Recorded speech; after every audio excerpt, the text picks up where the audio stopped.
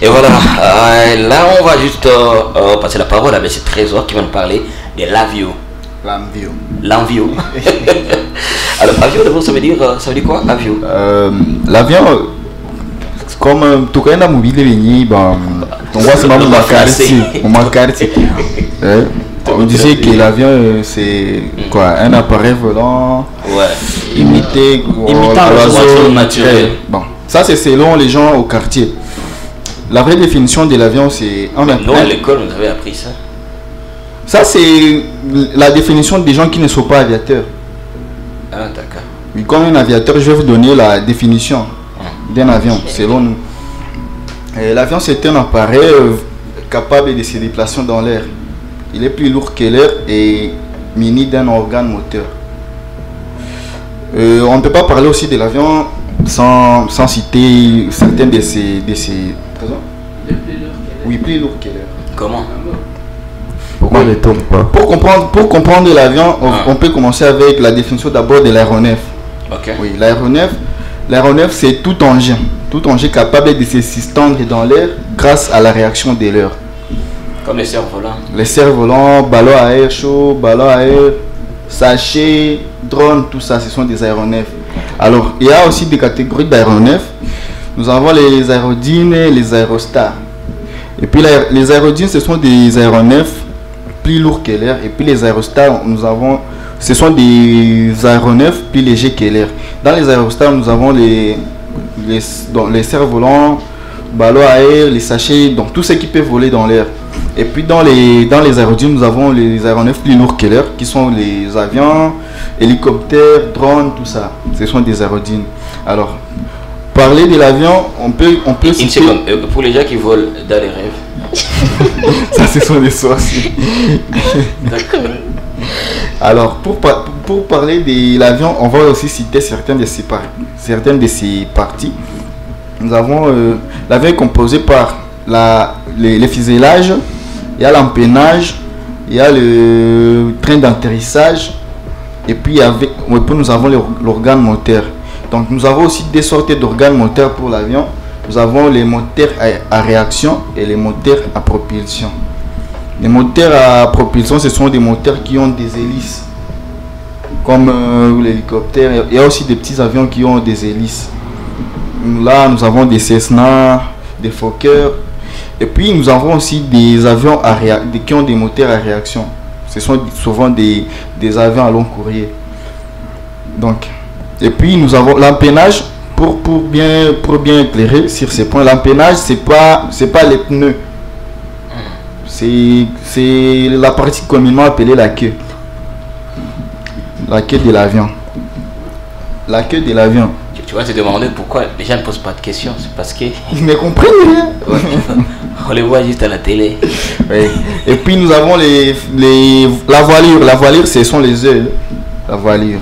Okay. Et puis nous avons le fuselage. C'est la partie principale où se trouvent les cabines de pilotage. Et puis l'endroit où siègent les passagers. Là, c'est le fuselage. Et puis, bon, l'histoire de l'avion... On peut commencer avec la légende d'Icare. Icare, c'est un fils de Dédale. Dédale, c'est un savant. Ils étaient emprisonnés, lui et son fils, dans un labyrinthe. Puis, ils avaient cette volonté-là de s'échapper. Le père a confectionné des ailes pour son fils, les ailes à la base des cires. Et puis, ils ont pris des loteurs, ils ont volé. Mais... le fils a pu voler plus haut et puis il s'est approché du soleil. Ses ailes ont fondu. Il a eu une chute libre. Ça, c'est selon la légende. Mais la vraie histoire de l'avion, on peut commencer avec les frères Wright. C'était, je crois, dans les années 1800, c'était aux États-Unis. Il y a aussi des frères Montgolfier. Les frères Montgolfier, c'était des frères aussi. Il y avait Jean-Michel et Philippe et Étienne. Ouais. Ce sont des frères. Ils ont eu. Vous connaissez la Montgolfière? Parle, papa. Le quoi? La montgolfière. Quoi? La montgolfière. Bon, vous voyez comment le bourg ça le Pouliza. Ouais. C'est quoi? Laurent Pouliza et la montgolfière. Ok. Comment ça qui Pouliza? J'avais utilisé ça dans un album et tout. Ouais, c'est ça, la montgolfière. Donc on peut appeler ça les montgolfiers, oui, la montgolfière. Léo là? Ça dépend. Quand on parle de la la personne qui parle. et puis vous pouvez parler aussi des montgolfiers. Parce que c'est les Donc on veut savoir si c'est un ou c'est in. Bon, ça dépend. Un montgolfier ou une montgolfière. Ça dépend de la personne. Ça dépend de la personne qui est dedans. Oui, ça dépend. Si c'est une fille, c'est la montgolfière. C'est la montgolfière, ouais. Ok. Et bon. On va chuter avec. Bon, s'il y aura des questions, vous allez les poser. Ouais. Pour que nous puissions partir avec les temps. Non, on peut cheater. On peut chuter. Ouais. Donc, je vais chuter avec quelques anecdotes sur l'avion. Vous savez que dans l'avion des lignes, un avion des lignes peut avoir deux ou plusieurs pilotes. Ici, personne n'est jamais rentré dedans. C'est pourquoi je te parle, parce que je sais que tu n'y es jamais entré. Vous savez, on ne sait pas. Oui, vous avez certainement entendu quelque part. Ok. Un avion des lignes peut avoir deux ou plusieurs pilotes, mais là où il y a quelques problèmes, donc lors du repas, ils ne mangent pas tous les mêmes repas. Pour éviter, si l'un des pilotes a peut-être des intoxications alimentaires, les autres peuvent servir. Ouais. Deux pilotes, donc. Ils peuvent pas manger au même moment. Non, ils peuvent manger au même moment, mais pas les mêmes repas. C'est ce que je t'explique là. Oui, c'est ce que je Mesure de t'explique là. prudence. Mesure de prudence. Parce que toi, tu peux manger si c'est des samoussas comme je sais que tu les aimes. Tu es ingénieur en maçonnerie, ça c'est votre truc. L'autre peut manger aussi autre chose parce que si quelqu'un qui a mangé les samoussas, comme je l'ai dit, peut avoir des mal au ventre. Et l'autre qui n'a pas mangé des samoussas, lui, il va continuer à travailler. Donc c'est... C'est une bonne raison. Ouais. Et puis... Parce que moi j'imagine que les corps ne sont pas les mêmes. Donc pour certains, ça peut créer des problèmes, mais pour l'autre, ça va être normal. Et si alors les repas compliquent les deux? C'est pourquoi donc, si ça complique les deux, il y a un troisième pilote. Lui aussi n'avait pas mangé les mêmes repas que. J'ai dit deux ou plusieurs. Et si les trois ont des problèmes? Les trois ne peuvent pas avoir les mêmes problèmes à la fois. Oui, bouche à bord. Les trois ne peuvent pas avoir les mêmes problèmes au même moment. Et une autre anecdote, il y a aussi une anecdote sur la place numéro 13. La plupart des compagnies aériennes n'ont pas de siège numéro 13. Même d'hôtel, hein? Oui, il y a aussi des hôtels qui n'ont pas de chambre numéro 13. Ok. Oui, c'est pas bon, c'est à cause d'une certaine croyance. Il y a des croyances qui disent que le chiffre numéro 13, c'est un chiffre porté malheur. Ah bon? Voilà. Et puis moi, je tenais le 13 octobre. Oh, c'est pourquoi. Ça reste à imaginer si vous êtes chanceux ou pas. Bon, d'accord. Merci Trésor. On va Peut-être une petite question à poser à M. Trésor. Voilà. Trésor, j'ai toujours vu sur les avions ou avions, on les appelle comment? Les avions qui transportent les marchandises, les avions cargo. Voilà, les cargos. Les ailes sont toujours à la partie inférieure. Tandis que pour d'autres avions, les ailes sont à la partie supérieure. Pourquoi cette différence? Bon, d'abord, tout dépend aussi du modèle de l'avion. Il y a surtout les avions cargo sont des Antonov, et il y a aussi des avions Boeing, donc ça dépend aussi du fabricant. Et l'avion aussi travaille avec, il y a différents poids que l'avion utilise. Il y a la portance, il y a la traînée, et ça dépend aussi de ces principes là. Donc il y a aussi la gravité, le problème de la gravité. Donc plus les ailes sont un peu inférieures, plus l'avion peut porter plus. Ouais. Voilà, c'est ça. Bon, d'accord. On doit acclamer, hein. Bravo, Président. Merci pour toutes les explications. Malgré que certains ne comprenaient pas bien. Les Français des ingénieurs. Voilà, les Français, ton français, mon ami, je pense qu'il doit encore travailler pour ça. C'est important. Alors, ingénieur Alphonse Piraki, aujourd'hui, vous allez nous parler du béton. Ouais, Calvin, aujourd'hui, on va essayer de parler du béton. Ouais. Ouais, c'est un matériau qui est en train de s'imposer dans la construction. Ouais. Voilà pourquoi aujourd'hui j'ai préféré vous parler du béton. Ok. Tout d'abord, vous devez savoir c'est quoi le béton. Qu'est-ce qu'on appelle béton? Parce que les gens parlent de béton, tu veux dire tu es solide comme le béton. Maintenant, qu'est-ce que fatigue béton, tout ça? Qu'est-ce qu'on appelle un béton?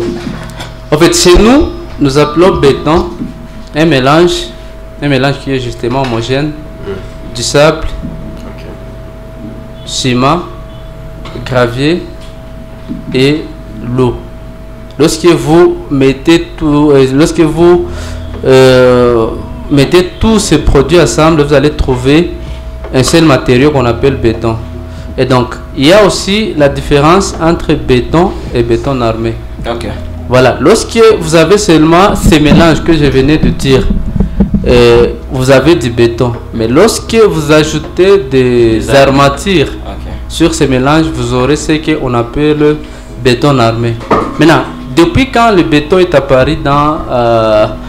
depuis quand le béton est apparu dans la construction? En fait, le béton est apparu depuis les années 2600 avant Jésus-Christ. Le béton est apparu depuis les années 2600 avant Jésus-Christ et c'était en Égypte. C'est pourquoi même vous verrez que la plupart des pyramides d'Égypte ont été construites avec le béton, mais pas le béton comme celui qu'on utilise ces derniers temps. Dans un premier temps, le béton était composé de l'argile, la chaux et de l'eau. Et ça fonctionnait bien? Oui, et ça fonctionnait parce qu'il y a certaines pyramides qui ont été qui existent encore. Il y a des pyramides qui existent encore et pourtant ces pyramides ont été construites seulement avec la chaux, l'argile et autres composants du béton. Ce n'est maintenant qu'en 1818 que l'ingénieur et architecte, il était ingénieur en même temps architecte français, qu'on appelait Louis Vicat, a fondé le ciment. Et donc c'est à partir de cela, il y a aussi l'ingénieur Henrik Benick qui est venu, Benjamin Henrik, qui est venu pour maintenant utiliser le ciment dans la composition du béton. Et là, on a assisté au premier immeuble qui a été fait au béton armé. C'était dans les années 1898. C'était ça le premier immeuble. C'est à cette année-là que le premier immeuble a été fait en béton. Alors, pour ce qui est du béton, vous devez comprendre qu'il y a plusieurs types de béton. Il y a un béton qu'on appelle béton ordinaire. Donc là, c'est ce mélange-là, ciment, sable, gravier, eau. Okay. Il y a ce qu'on appelle béton armé, j'ai déjà parlé de ça. Le béton ordinaire, on y ajoute les armatures. À part le béton armé, il y a aussi les bétons qu'on appelle les bétons haute performance. C'est un béton qu'on utilise pour des immeubles qui vont supporter une grande charge. Là, on doit faire recours à un béton à haute performance. À part ça, il y a des bétons légers, des bétons qu'on applique là où on ne doit pas appliquer une grande charge. À part les bétons légers, il y a aussi les bétons qu'on appelle les bétons précontrés. Ces bétons ici est utilisé beaucoup plus pour la construction des ponts. À part les bétons précontrés, il y a aussi les bétons qu'on appelle béton translucide ou béton décoratif. C'est ces bétons là que vous voyez, et c'est un béton qui est clair, qui a la possibilité. Donc vous pouvez être à un niveau supérieur et voir ce qui se passe au niveau inférieur si vous avez utilisé ces bétons là. C'est le béton qui, bon, certaines personnes appellent ça les bétons vitrés. On le fabrique avec les verres? Ouais, non, pas avec le verre. En fait, si on parlait de la composition, ça serait aller très loin. Mais comprenez qu'au moins ces bétons a la capacité donc ce béton là est, comment dirais-je, est transparent. C'est un béton qui n'est pas opaque, contrairement au béton que nous utilisons souvent. À part le béton translucide, nous avons aussi les bétons cellulaires, nous avons les bétons désactiver. En tout cas, il y a plusieurs types. Oui, le béton transparent, on peut l'utiliser où? Néanmoins, le béton translucide doit être utilisé. Tout dépend de la conception. Ok. Ça dépend de ta conception, ça dépend de ce dont tu es en train de chercher. Voilà un peu. Ouais. Voilà. Mais quelque part, tu as bien parlé, d'un certain, c'est pas qui était ingénieur et architecte. Louis Vican, oui, il était ingénieur en même temps. C'est quoi la différence entre les deux? Merci beaucoup pour cette question. Il y a une très grande différence entre un ingénieur et un architecte. Un architecte, lui, est spécialisé dans des conceptions. Son rôle, c'est de faire donc la géométrie de l'immeuble. C'est un architecte. Tandis que le dimensionnement, la structure de l'immeuble, c'est un ingénieur. Donc pour que la structure résiste, on n'a pas besoin d'un architecte, mais on a besoin d'un ingénieur. Mais aussi pour que cette structure soit là, pour que l'immeuble soit là, on a besoin d'un architecte. C'est ça la petite différence qui Et on peut être ingénieur et architecte à la fois? Ouais, c'est possible. C'est que vous aurez des diplômes, c'est automatique. Okay. Ouais, parce que architecte c'est un titre académique, ingénieur aussi c'est un titre académique. Vous êtes qui? Moi je suis ingénieur. Mais vous dessinez, je vous vois aussi souvent dessiner les plans. Ouais, ça c'est au Congo. Vous savez, au Congo on peut faire plus de 10 métiers et ça passe comme ça. Ouais. Mais dans des pays organisés, dans des pays organisés, développés, on ne peut pas accepter cette bêtise. Ça c'est une bêtise. Voilà. Donc pour les gens qui vous font confiance, c'est... Bon, normalement on doit s'adapter à la réalité du terrain. Les gens qui nous font confiance, qu'ils continuent à nous faire confiance parce que nous l'avons toujours bien fait. On a toujours fait des belles conceptions. On les fera toujours. Ouais. Voilà. Bravo, Alphonse. Merci pour tous ces détails. Voilà.